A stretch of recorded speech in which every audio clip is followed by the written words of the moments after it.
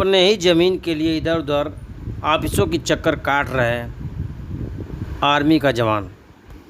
अपना परिचय दे दीजिए।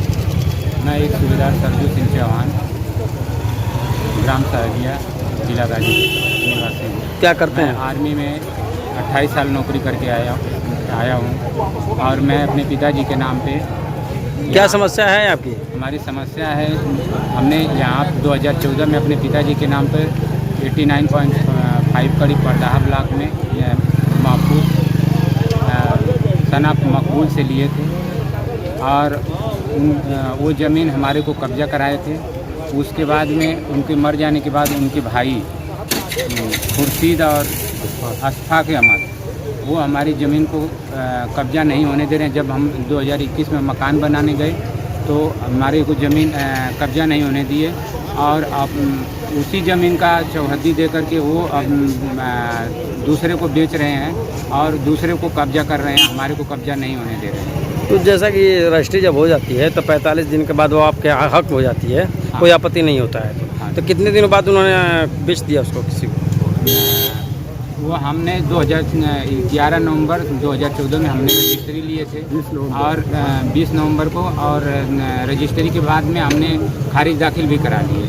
खारिज दाखिल होने के बाद में हमने उस ज़मीन पर कब्जा किए थे, निशानदेही किए थे। 2021 तक कोई बात नहीं हुआ। उसके 2021 के बाद उसके भाई अशफाक अहमद और खुर्शीद अहमद ये लोग उसी चौहद्दी को दे करके उसी हमारी कब्जा की ज़मीन को दूसरे से कब्जा करवा रहे हैं। क्या क्या प्रूफ है आपके पास? हमारे पास स्टम्प पेपर है जो ये है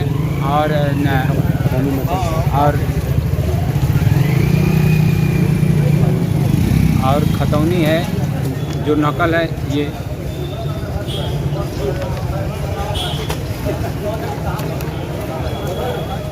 ये खतौनी नकल भी है। तो इसकी शिकायत आपने कहाँ की है?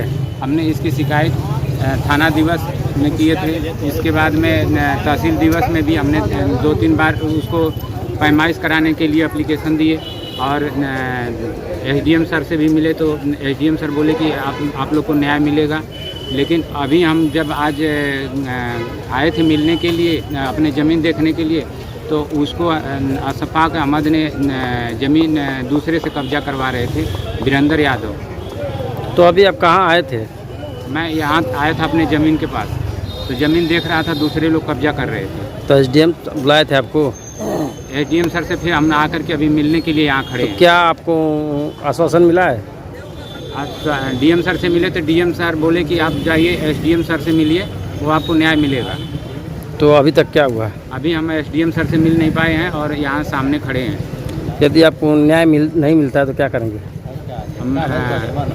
हम अपनी लड़ाई बाबा योगी आदित्यनाथ तक जाएंगे हम मिलने के लिए, अगर हमारे को न्याय नहीं मिलता है।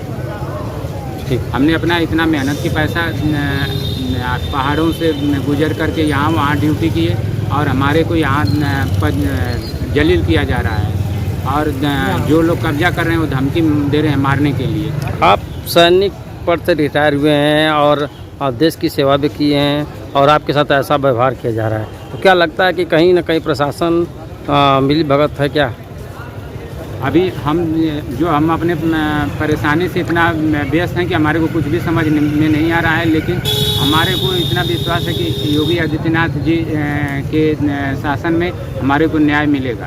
यानी बाबा योगीनाथ पे विश्वास रखते हैं कि न्याय मिलेगा आपको? हाँ, हमारे को बाबा योगी आदित्यनाथ पर पूरा विश्वास है कि उनके शासन में देर हो सकती है, अंधेरा नहीं होगा। कब जा रहे हैं योगी जी के यहाँ? सर, कब योगी जी के जा रहे हैं? हम इसके बाद में अगर न्याय नहीं मिले तो हम योगी आदित्यनाथ सर के पास जाएंगे।